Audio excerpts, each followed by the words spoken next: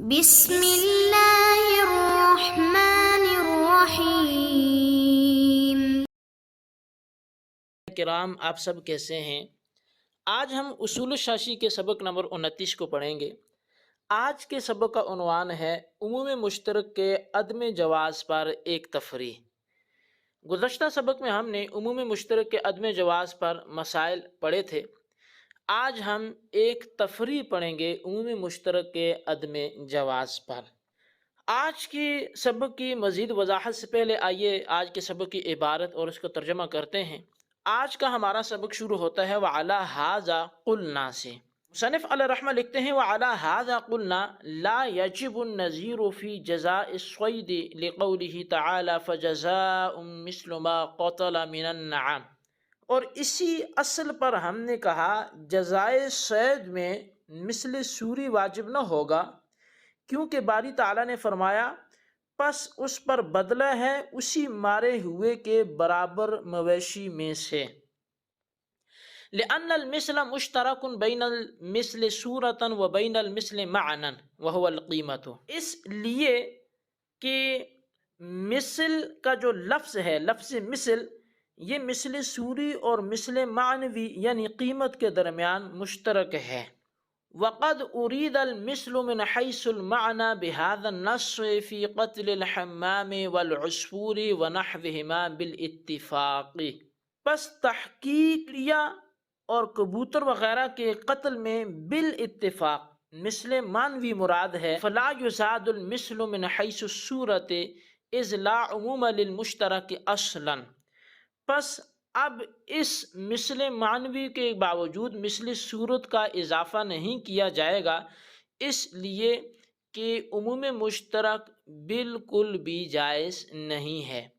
فَيَسْقُطُ اعتبار الصورت لاستحالة الجمع، پس مثل سوری کا اعتبار ختم ہو جائے گا دونوں مثلوں کے جمع ہونے کے محال ہونے کی وجہ سے۔ یہ تھی عبارت اور اس کا ترجمہ۔ اب ہم بڑھتے ہیں آج کے سبق کی وضاحت کی طرف۔ آج کی عبارت کی غرض یہ ہے کہ امام اعظم رحمۃ اللہ تعالی علیہ کے نزدیک چونکہ عموم مشترک جائز نہیں ہے، اسی پر ایک مسئلہ کی تفریح یہاں سے بیان کی جا رہی ہے۔ نفس مسئلہ یہ ہے کہ جب محرم حالت احرام میں ہو تو اس کو شکار کرنے سے منع کیا گیا ہے۔ اللہ تبارک و تعالی نے ارشاد فرمایا یا ایھا الذین آمنوا لا تقتلوا الصید وانتم حرم ومن قتله منکم متعمدا فجزاء مثل ما قتل من النعم یحکم به ذوی عدل منکم۔ اے ایمان والو، تم شکار نہ کرو اس حال میں کہ جب تم حالت احرام میں ہو، اور تم میں سے جو جان بوجھ کر کسی چیز کا قتل کر دے تو اس پر اسی کی مثل لازم ہے جو مویشی اس نے قتل کیا۔ یحکم بھی، اس چیز کا فیصلہ کریں گے ذوا عدل منکم، تم میں سے دو عادل شخص۔ اب اگر کوئی ممانعت کے باوجود کسی نے شکار کر دیا، کوئی شکار کر دے، تو اب اس پر کیا لازم آئے گا؟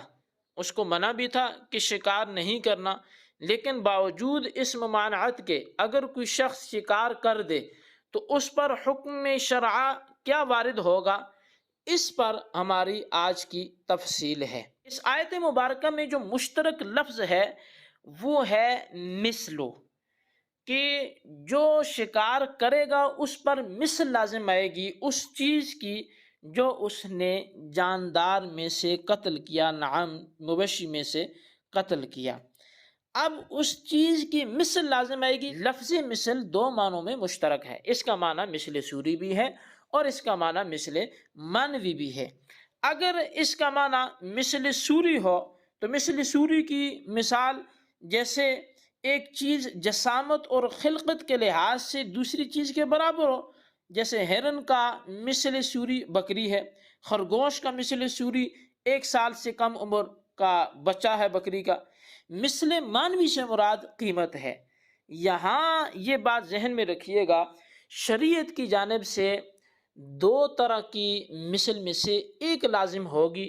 اس کی وجہ یہ ہے کہ یہاں لفظ مثل استعمال ہوا ہے، اور مثل چونکہ دو معنوں میں مشترک ہے، مثل سوری بھی ہو سکتا ہے، مثل مانوی بھی ہو سکتا ہے، تو لہٰذا اگر ہم دونوں معنوں کو بیک وقت مراد لیں تو اس کا مطلب ہے کہ پھر عموم مشترک لازم آئے گا، جو کہ جائز ہی نہیں ہے۔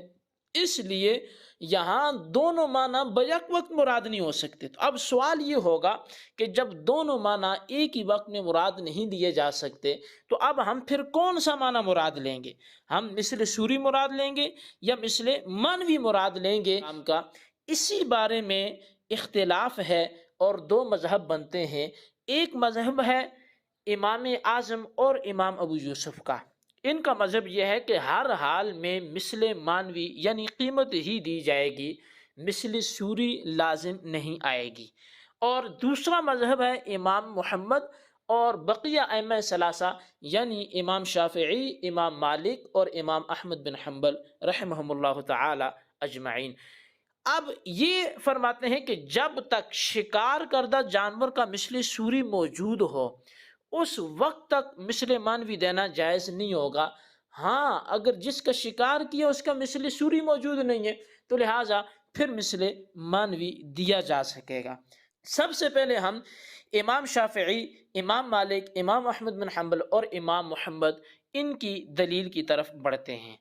ان کی دلیل یہ آیت مبارکہ ہے۔ اللہ تبارک و تعالی ارشاد فرماتا ہے وَمَنْ قَتَلَهُ مِنْكُمْ مُتَعَمِّدًا فَجَزَاءٌ مِثْلُ مَا قَتَلَ مِنَ النَّعَمِ۔ اب اس آیت سے وہ اس طرح استدلال کرتے ہیں کہ آیت کا مطلب یہ ہے کہ قاتل پر مقتول کی جزا اس کی مثل ہے۔ پھر مثل کی تفسیر من النعم سے کی گئی ہے کہ مقتول کی جزا نعم یعنی جانور سے ہونی چاہیے۔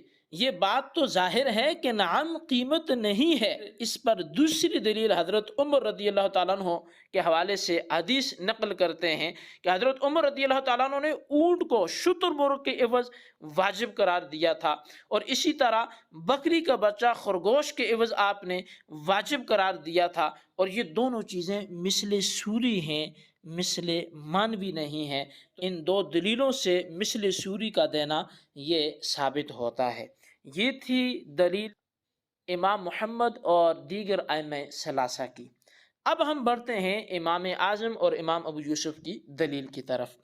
ان حضرات کی دلیل یہی آیت ہے، اور اس سے استدلال اس طرح کرتے ہیں کہ اللہ تبارک و تعالی نے جو یہاں پہ ارشاد فرمایا مثل ما قتل من النعم، ایک مقام پر مثل مانوی کو مراد لیا گیا ہے کہ جب چڑیا وغیرہ کو قتل کیا گیا تو اس کی قیمت ہی دینا پڑے گی۔ آیت میں نعم سے مراد چوپائے نہیں بلکہ صید ہے، جیسا کہ شکار کرنے کی ممانعت میں اللہ تبارک و تعالی نے ارشاد فرمایا لا تقتلوا الصید، کہ تم شکار نہ کرو، شکار کو قتل نہ کرو۔ لہٰذا جب نعم سے مراد شکار ہے، صید ہے، تو شکار میں چوپائے ہوں یا کبوتر سب داخل ہیں۔ لہٰذا نعم سے مثل مانوی کو ثابت کرنے کے لیے کبوتر اور چڑیا سے استدلال کرنا یہ درست ہے۔ اور دوسری بات یہ ہے کہ ہر وہ جانور جس کا مثل سوری نہ ہو، تو تمام ائمہ کا اس بات پر اتفاق ہے کہ اس صورت میں مثل مانوی یعنی قیمت کو ہی دیا جائے گا۔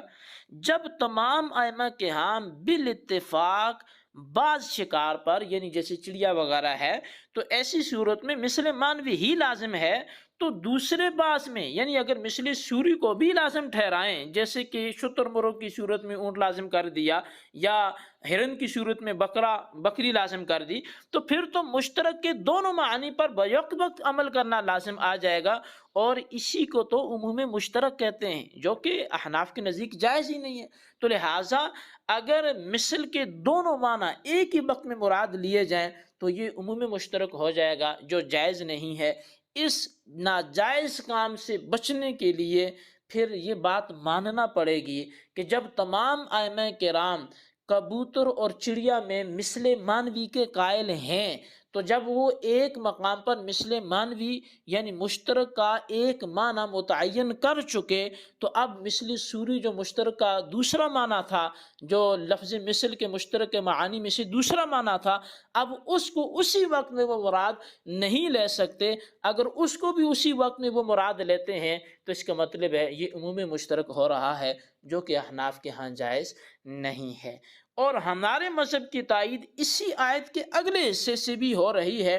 اسی کی آیت کے اگلے حصے میں اللہ تبارک و تعالی ارشاد فرماتا ہے یحکم بہ ذوا عدل منکم، کہ تم میں سے دو صاحب عدل شخصیات فیصلہ کریں۔ ظاہر ہے کہ عدل و انصاف کی حاجت وہاں پڑتی ہے کہ جہاں غور و فکر کی ضرورت پڑے۔ یہ بات تو ظاہر ہے کہ غور و فکر کی ضرورت قیمت مقرر کرنے کی صورت میں پیش آتی ہے، کہ جب مثل سوری میں جسامت اور مشابہت ظاہر ہوتی ہے، اس کو ہر ایک جان لیتا ہے کہ وہاں عدالت کی ضرورت نہیں ہوتی۔ لہٰذا امام اعظم اور امام ابو یوسف کے نزدیک ہر حال میں مثل مانوی ہی واجب ہوگا، اور مقتول جانور کی قیمت دو عدل و انصاف والے اشخاص اس طرح لگائیں گے کہ جو قیمت اس جگہ کی یا اس کے قریب ترین جو جگہ ہوگی اس کے لحاظ سے ہوگی، وہی قیمت وہ پھر مقرر کریں گے۔ لہٰذا یہ احناف کا مذہب تھا، امام اعظم کا مذہب تھا اور اس کی دلیل تھی۔ اب ہم بڑھتے ہیں، امام محمد اور دیگر ائمہ ثلاثہ ہیں، انہوں نے جو دلیل پیش کی تو اس دلیل کا جواب کیا ہے؟ تو پہلی بات تو یہ ہے کہ اس آیت میں من النعم کو قتل کی تفسیر دیگر ائمہ نے قرار دیا تھا، مگر شیخین کے نزدیک من النعم یہ ما قتل کی تفسیر ہے، یہ پیچھے جو لفظ قتل ہے اس کی تفسیر نہیں ہے۔ اور دوسرا جواب یہ ہے کہ حضرت عمر فاروق اعظم رضی اللہ تعالیٰ عنہ کے حوالے سے جو بات کی گئی کہ انہوں نے شتر مرغ کے عوض میں اونٹ کو لازم کیا، تو یہ عین ممکن ہے کہ پہلے ان جانوروں کی قیمت لگائی گئی ہو، پھر اس قیمت کے عوض میں ہدی کو صدقہ کر دیا گیا ہو، اور اصول ہے کہ جب احتمال آ جاتا ہے تو پھر استدلال باطل ہو جاتا ہے، لہٰذا اس سے استدلال درست نہیں ہے۔ کے سبق میں ہم نے عموم مشترک کے عدم جواز پر ایک تفریع پڑھی۔